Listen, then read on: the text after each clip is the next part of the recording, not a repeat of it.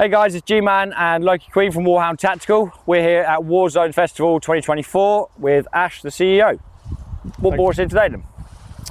So this is the Warzone Festival 2024. It's been a really hard winter for everybody. A lot of airsoft sites are, not done very well over the winter. So we thought, you know what, let's kick off the summer with a bang.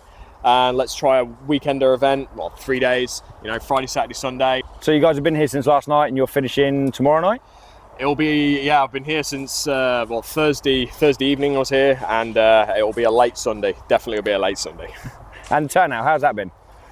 It's been great. We sold out the tickets within like 2.5 weeks, which we didn't expect, but it is what it is. Obviously, it just, for me as an owner of the business, it just showed me that people were wanting it. Yeah. People were looking for it. There's some other good festivals out there, but they've got to wait until August time. So we thought we'll give it a go.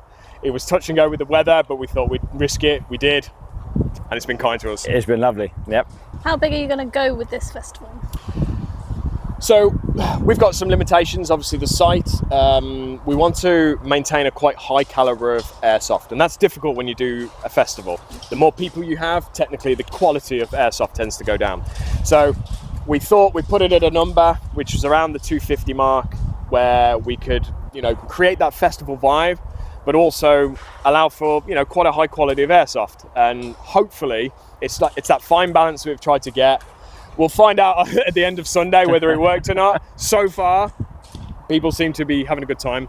So yeah, we'll wait for people to come in, but I'm quite confident people are enjoying themselves. I mean, we've played all morning. It's been an absolute cracking day. Yeah. I mean, Warhound ourselves, we were here 2 years ago, I think, this November. Yeah. And the site has developed so much. It's completely different, yeah. I mean, what have you guys been doing? So I never ever played at Warzone actually until like the end of last year actually. Oh wow! So because I can see things that I want to change, but it's difficult to change these things. So we had a lot of problems of hedge lines were very, very difficult to get through. So for me as a kind of like a game zone designer, I see these flaws and I want to change it. So we thought, well, with the festival, because we've got a large volume of people, so we want to push, we want to create bigger game zones. Not so much to get more people, but just to be able to give the player a better experience when they come to the site. So there we go. This is our depot area. And up until last year, we extended it. We obviously got our town area, and originally there were two separate game zones. But we decided during a meal at Five Guys, we had a napkin, me and Stuart, the other owner of Warzone, and we were just sketching out what we could do with the site to make it better. So we came across this, linking it with all the bridges to make it one site, and it's been incredible. And yeah, it was one of the best things we did. It has been. Yeah. I mean, the gameplay from that to what we had 2 years ago is unbelievable. It's nuts, yeah. It really is. It was quite an empty site when we first got it. We've done a lot of development work, purely because it needed it, and again, because I'm a player myself, so when I play these sites, I'm like, yeah, I would change that because I don't like that. So we're kind of like taking that mindset, and when we have gaps on site, we can go, we need to fill that with something. So then we get our heads on and start to basically try and work out how we can design a better field for the airsofters. This gap here, this is going to get halved. We're going to have buildings in between here, so it's going to double in size. Yeah, it's going to double in size, and hopefully people will really enjoy that. But it's not just game zone though. And I think this is where a lot of sites as well, and I think they could really improve on this, is a lot of people, they develop their site areas, but this is only part of what I think players come to a site to do. What about the safe zone? Not everybody comes to a site and they play all day. I'm analysing what they do, and I'm understanding, some people play like 1-2 games and then just sit in the safe zone. So I was like, well, let's develop the safe zone. Let's put more stuff in the safe zone. So those people are not just sitting around doing nothing. So now we've got our pool room, and we've got obviously a cinema now, which is nuts. And we're going to make that bigger. And so we want to create more of a community area rather than an airsoft site. So then when players come down, they can play, and it's going to be obviously our main route of the business. But also they don't have to. They can do all the stuff when they're here, and hopefully it will build the community up, and players will meet players, and it will continue to grow. So that long term, that's the goal. To concentrate and just, instead of just building an airsoft site, is building a place where a community can go. Yeah. And the players that want to go in and get stuck in the games, they can. And the ones that want to socialise, and have a little bit of trigger time, they can do that as well. Yeah. I've definitely seen over the years the social side of Airsoft has developed a lot more as well. Massively. And the fact that you're noticing that, you're putting that into your safe zone. Yeah. And also the safe zone as well. A lot of sites having a decent safe zone with cover, with tables, the things that they need is so much different. It's just about making the experience not just on site and they're on the game zone, but just from the moment they enter the safe zone to the moment they leave it, a good experience. And and that's hard to do because everyone wants different things. It is. So with that in mind, the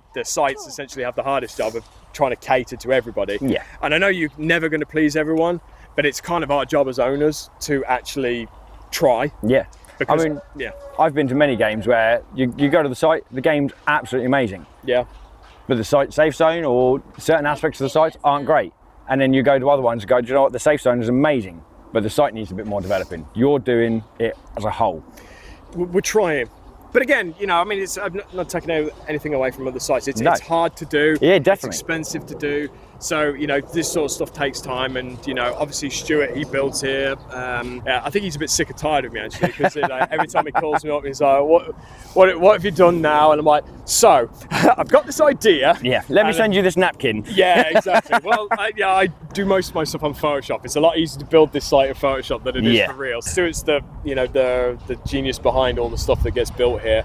I could never do that. So, it works well like that. So I do all the stuff on the back end, and he delivers it to the players, and and it just works. And you've still got the fact that you've got your wooded area, so the people that like to play in the wood they've got that, but then you're also catering for like speed softers, people that like to run around but they don't like to run around, so it's open enough and close enough to cover everyone. Exactly. We like the fact that we've got a whole site that we can merge as one, but the Speedsoft, this is our new arena, so it's like a Speedsoft kind of paintball.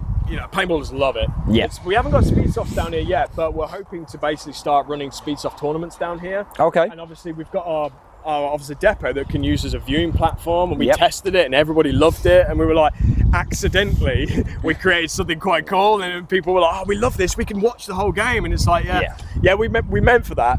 We meant for that. Yeah. So you started from normal Sunday game days. Yep. How have you managed to get from there to this, to a big festival?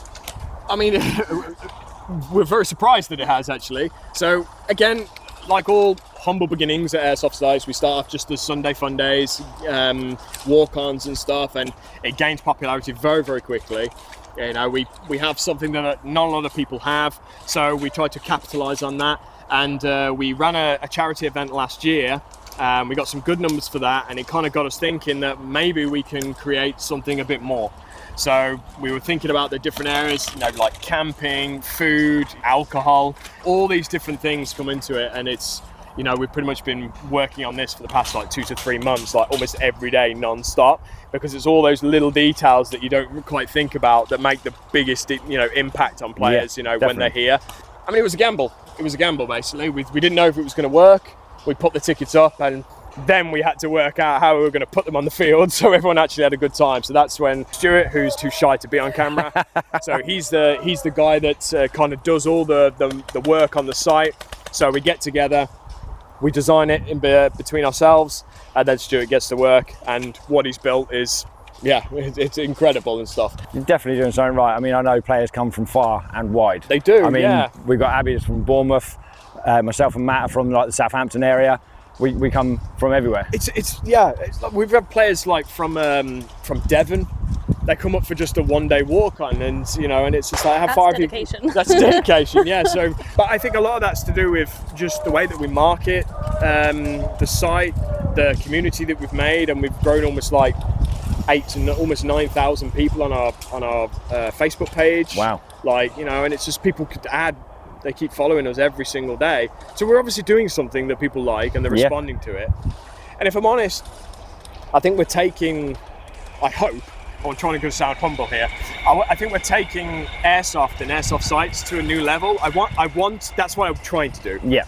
I mean, I guess it's the player's opinion of whether it's working or not, and just like seeing how other sites run it and go, okay, that's really cool, but we can do that better. Yeah. So we're just gaining inspiration off all these different places, and what they're doing is cool, and then we're coming up with ideas ourselves, and then other sites are doing that. And you know, we've always had really high quality photography on site, which was at the time, like 3 years ago, most of the photography that came through was phone pictures, so that was cool. So we had that going for us with YouTube, and yeah, we've had a lot of people help us out. Obviously we've had Sam Wise come down and do photography for us as well. Yep. So we had a lot of good aces in their places, which have contributed towards I guess the success of the site, and it seems to be blossoming, and yeah, I'm excited to see where it goes. So what have you got going on tonight then? We've got our night game that we run, and we're quite proud of our night game. You can see all the floodlights all dotted all the way around the site. We're gonna have all the lights on. We've got a PA system that goes across the entire site. Wow. We're gonna have air raid sirens going off. So we wanted to create, we tried it once and it was phenomenal.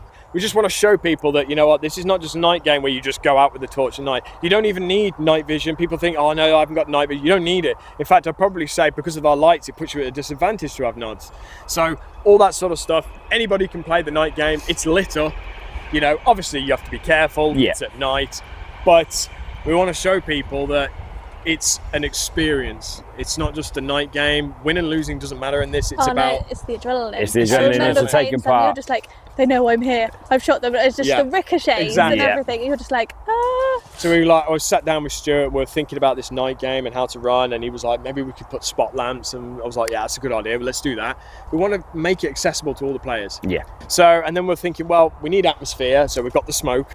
During World War II, they used to put the air raid sirens on. Yep. And then they used to turn all the lights off. So they used to black out the city, the air raid siren, because they didn't want to show, obviously, the bombers where the cities were. So that's kind of what we adopted, that same thing here. So it's like people are playing, the lights are on, smoke's going, and all of a sudden, randomly, Stuart loves it as well, randomly, we turn all the lights off so it's completely pitch black, and then we run an air raid siren that goes on for about a minute. Wow. And then, and players are like, they don't know what to do, but that's when the movement happens, because people are like moving to different locations, and it's amazing to play. It's just as amazing to watch. I think transition from a day game to a night game is a massive thing as well. Like, it is. People that play here regularly, as soon as you turn the lights off, everything's different. Yeah. So have you got any future events or anything coming up? We don't know yet. If this goes well, we'd love to do another one just to end the summer. So maybe the second week of September, we'll do another weekender. Maybe. Yep. Maybe. But apart from that, we've got a lot more building to do. So we're going to start. This has consumed a lot of our life for the past 2 or 3 months. So now we want to get back to just sorting out the little things that need doing rather than the bigger things we've been doing, and kind of get back down to the routine, because obviously, as every airsoft site, paintball site, they have to prepare for the winter, and we have to do. It's no different for us. We have to do the same. Okay. So where can people find information about your site? What socials can they use? So we obviously have our, everyone obviously has the Facebook page, but we also have a Facebook group called Warzone Airsoft UK, which is almost up to 8,500 to 9,000 people now. And that's where we mainly post all our kind of our updates. We're a little bit lazy with our Instagram page, which is Warzone Games UK. But we're starting to put more updates on there, because that's where the players are, and they're tagging us and we're sharing stuff like that. So, so only the Instagram, our Facebook page at the minute. Okay. So, yeah. Nice. Cool. Well, that's us done. See you later.